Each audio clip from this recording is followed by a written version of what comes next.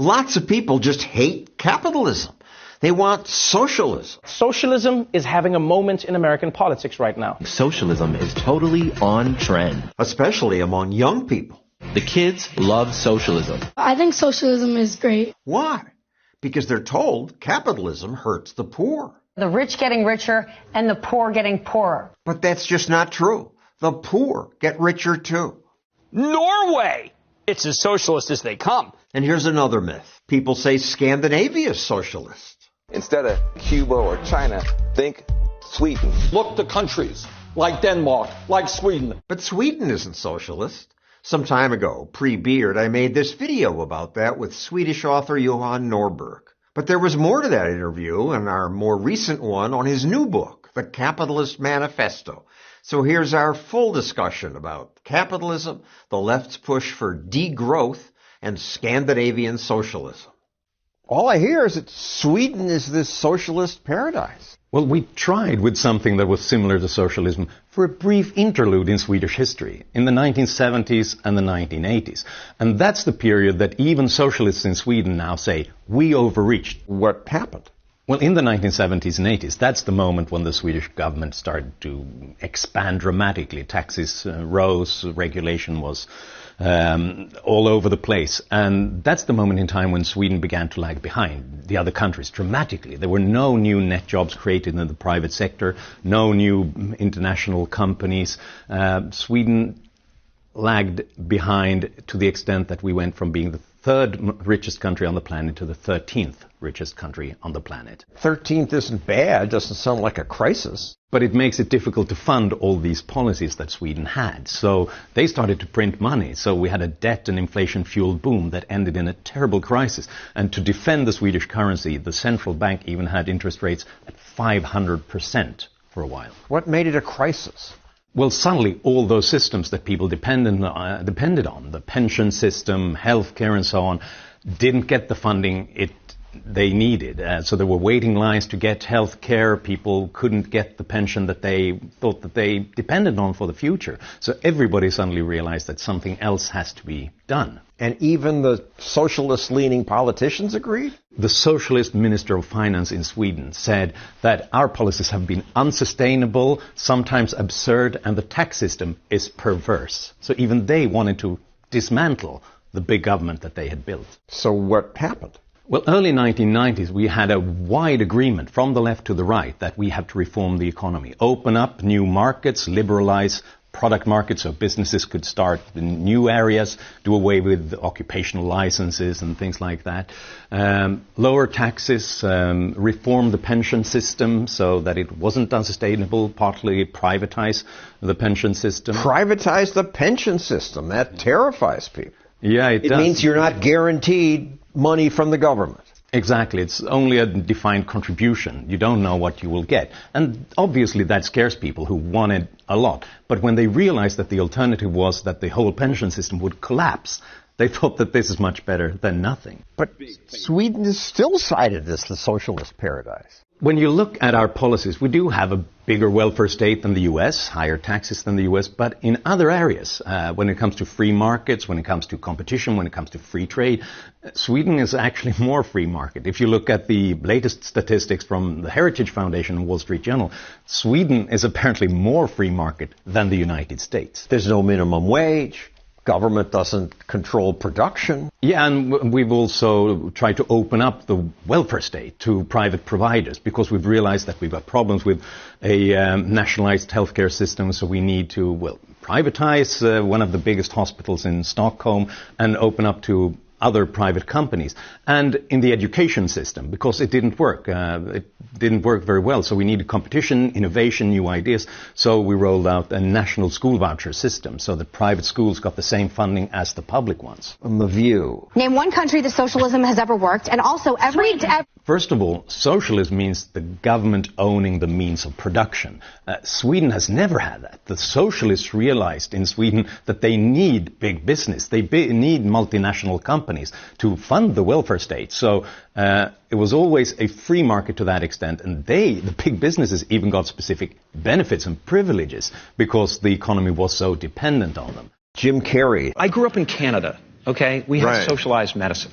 And I'm here to tell you that this bullshit line that you get on all of the political shows from people is that it's a failure. The system is a failure in Canada. It is not a failure in Canada. I never waited for anything in my life. I chose my own doctors. My mother never paid for a prescription. It was fantastic. He must have been lucky. That's great. But in the recent Swedish election, the top priority for voters in the polls was not crime or immigration or the economy. It was healthcare and the fact that people had to wait in line for treatment for such a long time. Specifically, when it comes to cancer treatment, for certain types of cancer, you have to wait for more than 200 days to get treatment. And that tells you something about the problem of rationing healthcare by just not giving people what they need. They got a booming economy that is growing at twice the rate of the American economy. They got surpluses, they got more people working, and they have a society that works. Well, everybody has to work in Sweden to fund the welfare state because it's so large. So we really have to do hard work to get people into jobs.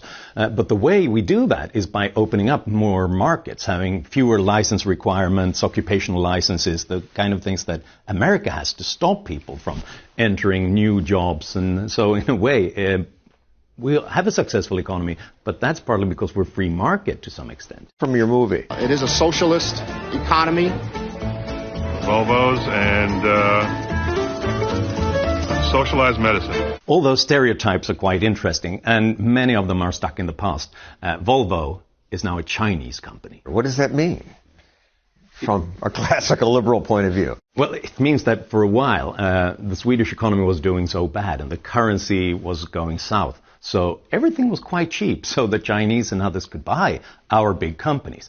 And that was incredibly problematic at that time for the reason that not that they were bought by someone else, it's in a way a sign of strength that they want to invest in our economy. But it's a problem if we don't grow the new companies like that. In around the turn of the millennium, we didn't have one company among the 50 biggest that had been created over the last 25 years. So they were all created during the sort of small government laissez-faire era.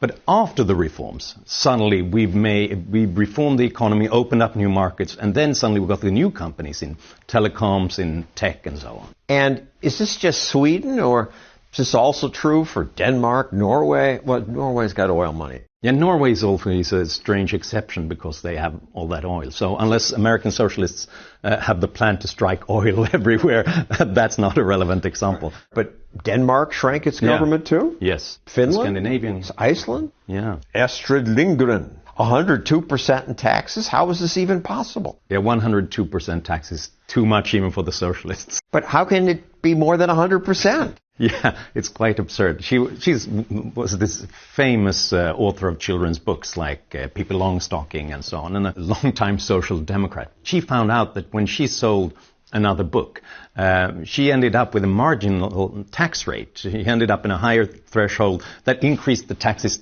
totally, so that she had to pay for selling more books. And she wrote this angry essay about a witch who was quite mean and vicious, but not at all as vicious as the Swedish tax authorities. How can you have a more than 100% tax bill? Yeah, well, no one got that math. And actually, the Swedish socialist finance minister at that time said, no, she's wrong. She's bad at math.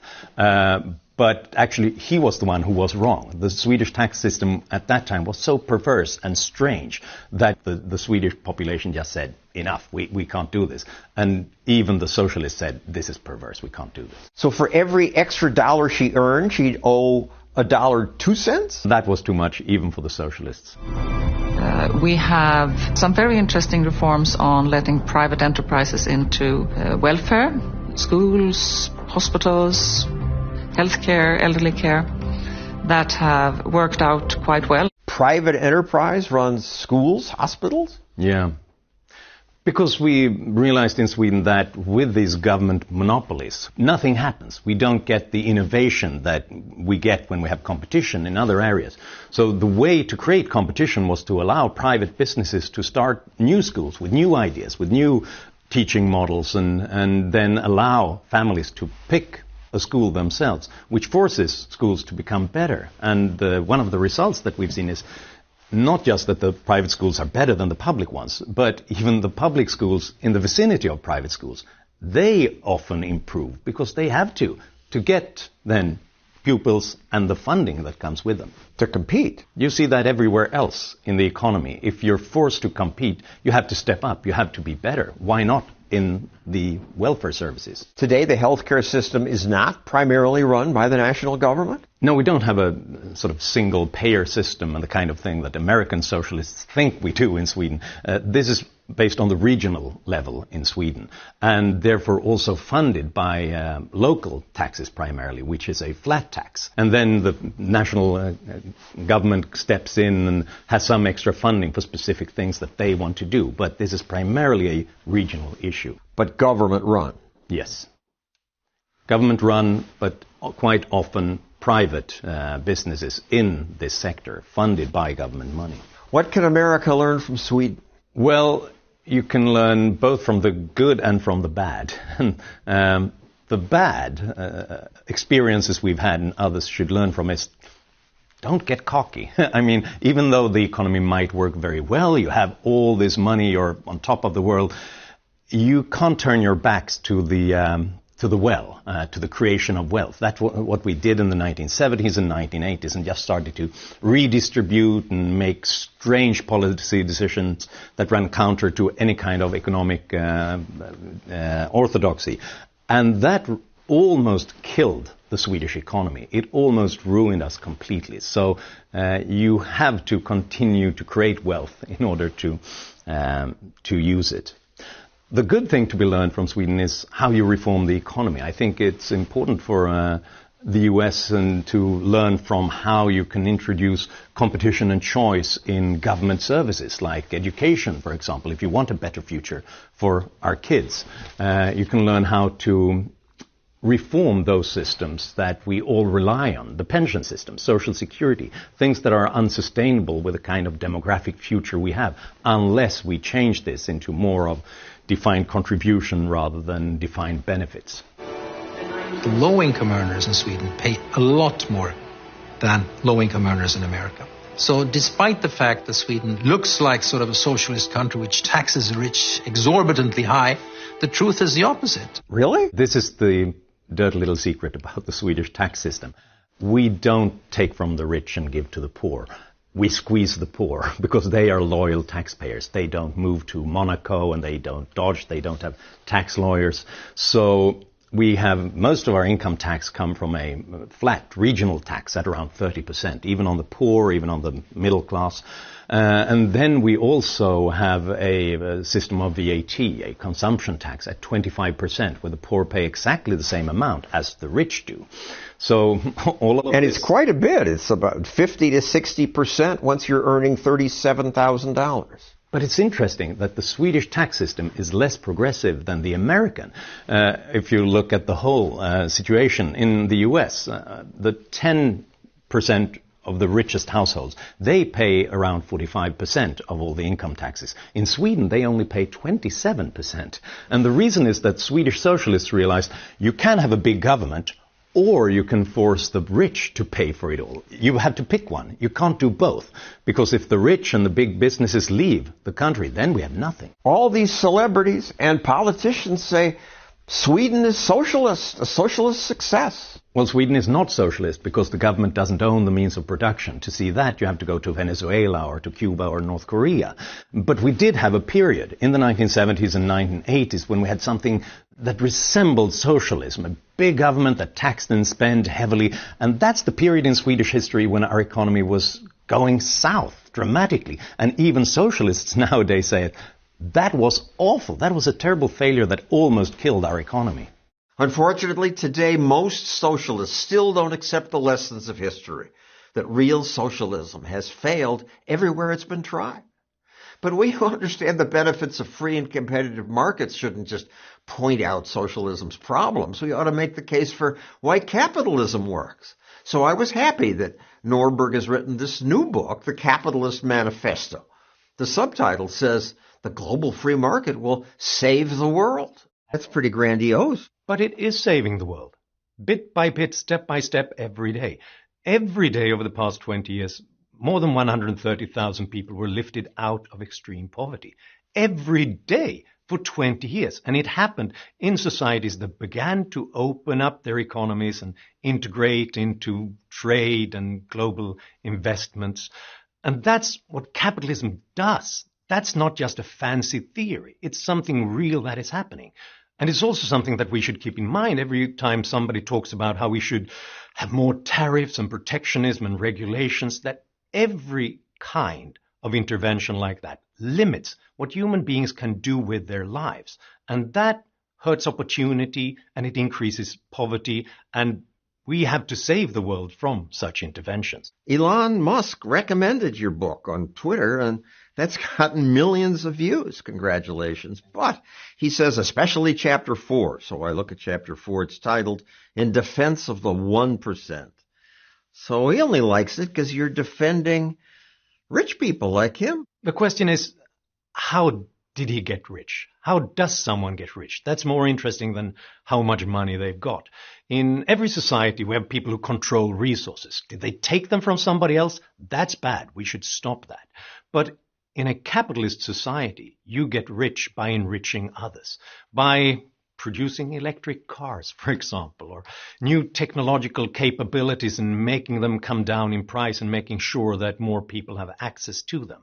In that case, if they get rich because we hand over our money because we think those goods and services are more valuable to us, then it's a great thing that they are rich because they got rich by helping us. The Nobel laureate William Nordhaus, he made a back-of-the-envelope calculation of how much does rich entrepreneurs who introduce new technologies and goods and services in the economy capture of the value that they create. And he came up with the conclusion that they get to keep some 2% of the value that they create, which means that the rest of us who just laid on the couch and watched Netflix, we got 98% because we got increased purchasing power. Musk's got billions of dollars. He only kept 2% of each transaction. The greatest value of new goods and services and technologies does not come in the dollars and cents that we hand over to the producer. It comes in how they enrich our lives, how we use these goods,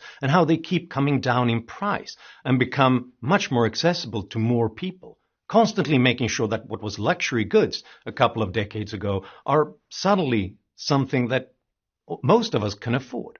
One of the most astonishing statistics about the U.S. is that people who fall below the poverty line in the U.S. now has a greater chance of owning amenities like refrigerators, air conditioners, washing machines, dishwashers, dryers, and of course cell phones and computers than the average American did in 1970.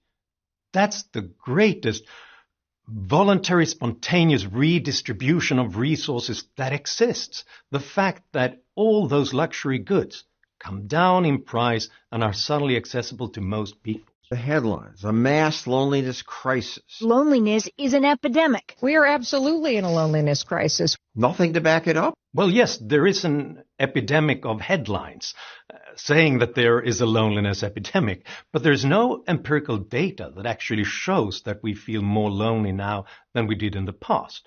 This is often based on just looking at different generations and notices that, yes, the youngest feel like they're more lonely than the rest of us. But the question is, are they more lonely than we were when we were young?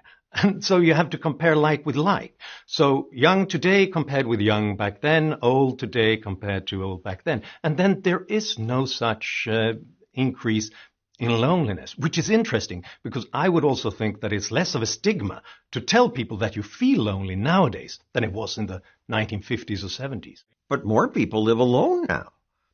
I would think that would make more people lonelier. That's correct. More people live alone, and there are also instances of people spending less time surrounded by other people.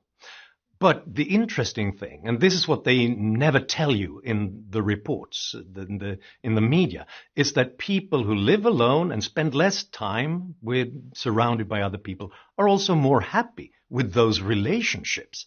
So it seems to be something interesting that happens when you choose your own relationships, when you choose your own partners and colleagues and friends to associate with. It's not necessarily a better world, a more harmonious relationship when you're forced into traditional overcrowding or forced to spend time with people because there are no options. And yet these capitalist media, Forbes, capitalism keeps people isolated because of support for personal gain. But this talk about how we're all getting lonelier in capitalist societies. But the question is, if this was the result of capitalism, then surely we would have more loneliness in capitalist, free market societies.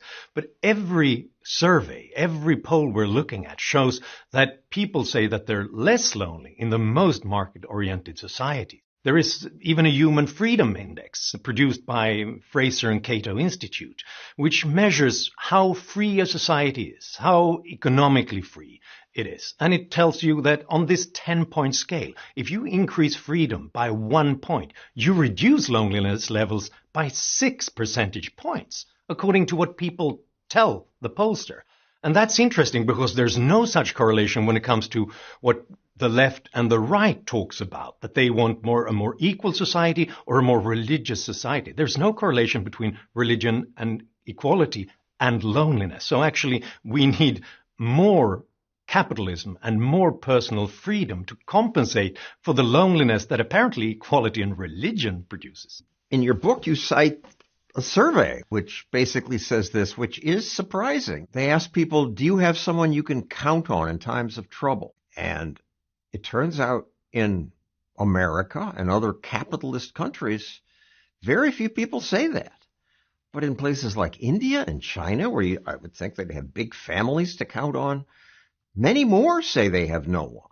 Yeah, it's the complete opposite of what people expect. They think that in traditional societies with enforced communities and collective policies, people would say that they have more people to trust on, more friends and more loyalty. But it's the complete opposite. It seems like in traditional and less market-based societies, between 20 to 30 to 40% say they have no one to count on if they need help. Whereas in the richest and most individualist societies, it's in the low single digits. And it tells you, I think, that enforced community doesn't really create community and solidarity. We had that in our past as well. Overcrowding and enforced relationships, that's not necessarily something that creates solidarity. Once upon a time, the most frequent crime, the most frequent violent crime was children being violent to their parents.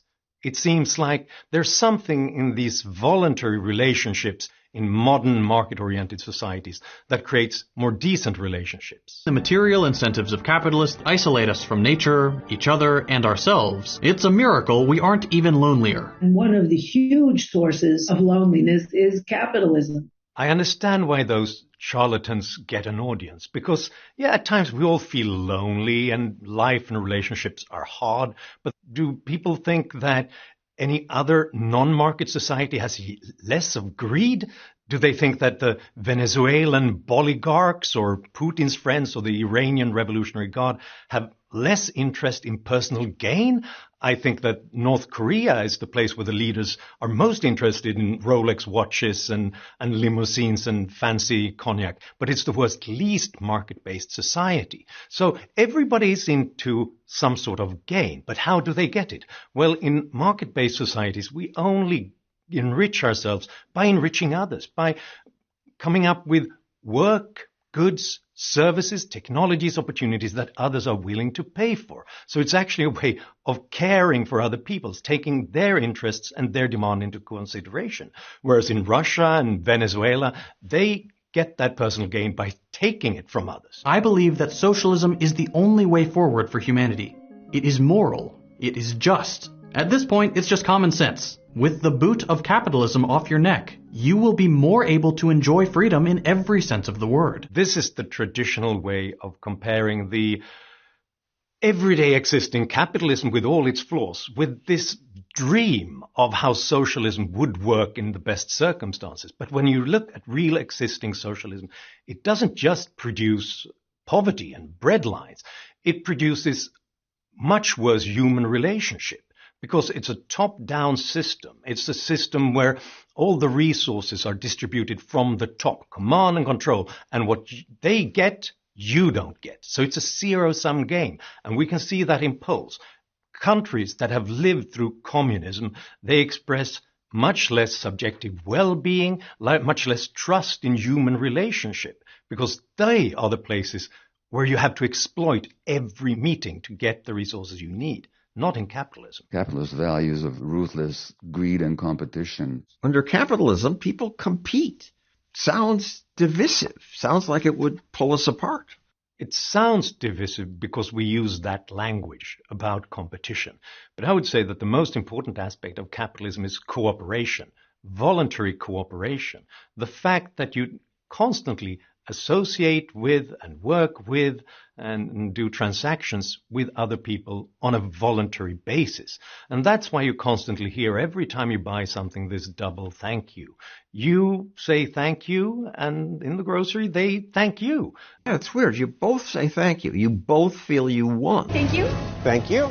Yeah, it's strange. I'm brought up with the idea that I should say thank you when somebody has done me a service. But in the market economy, we do each other services constantly. That's how we get richer. No deal ever happens unless both parties think that they benefit more from doing that than not doing that.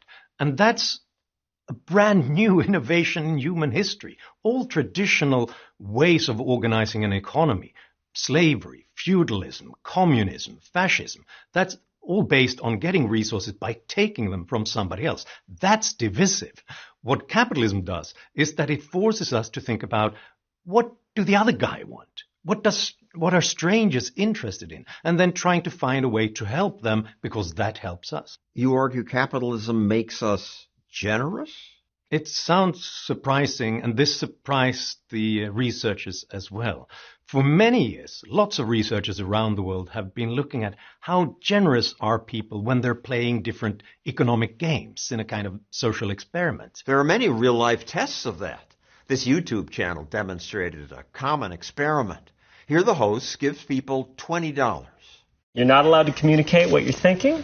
Talk about the decision you're making until you make it. You can divide this between yourself and a stranger in any way you like, but the only condition is the other person has to accept the offer. If he refuses it, then you get nothing. Then I get nothing. Then nobody gets anything. Then it's game over. So you have to offer something to the other person. So at least give me a cent. That's what lots of people would expect that capitalists would do. But interestingly, that never happens. Almost never happens anywhere. Because people have this intuitive sense for justice. Even in a relationship with strangers, even if it's not a repeated game, they get closer to something like handing a third to even half to the other person. $8? $8. And the 12 is yours to keep? Okay. So you got $10 here. Is that got your offer? $10, yeah. Do you accept Sean's offer of $10? I do accept Sean's offer. But the most interesting thing is that in which countries, from Missouri to Ethiopia to Mongolia, in which countries and places are people most generous in their offers?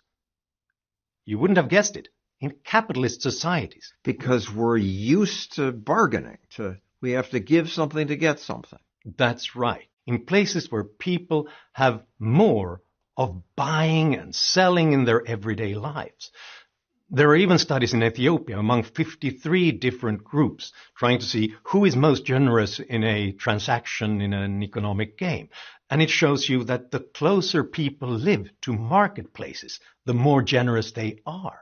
So if they constantly buy and sell and negotiate, they begin to take other people's interests into consideration. That's what markets do. They do affect our character, but not in this way that the critics say that it makes us more divisive and aggressive and neglect the interests of others.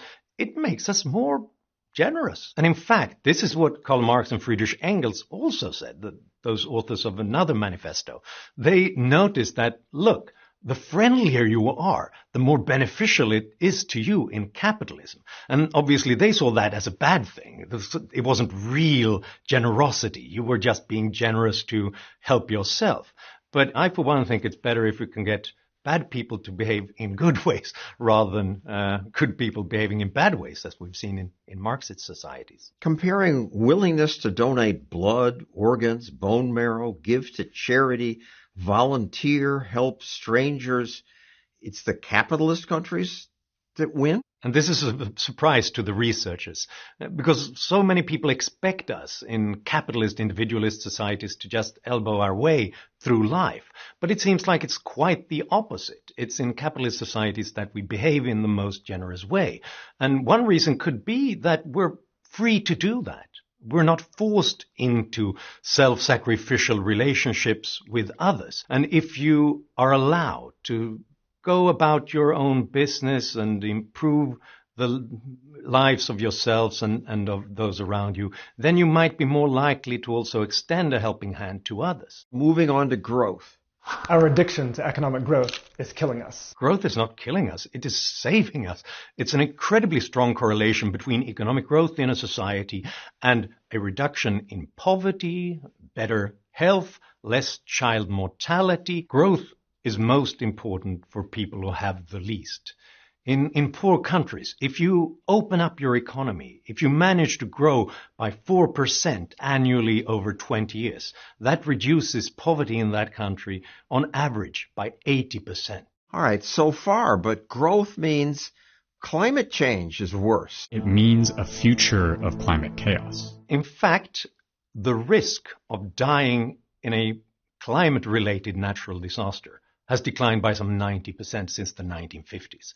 And that's not because we have fewer disasters or because there is no global warming. It's because we are wealthier than we've ever been before, because we've had economic growth. And it means that we improve construction, we improve early warning systems, we improve healthcare, which means that we can deal with all these problems and all disasters in a better way than we would otherwise have had. If we didn't have any economic growth since the 1950s, yes, surely we would have slightly less global warming, but many more people, around 500,000 more people, would die because of climate-related natural disasters. But the activists claim our addiction to making and consuming more stuff is exhausting the planet. More than 1,000 so-called experts signed this letter, calling for an end to a capitalist system which pursues growth at all costs. Instead, they advocated for degrowth. A smaller, slower economy could also be a sweeter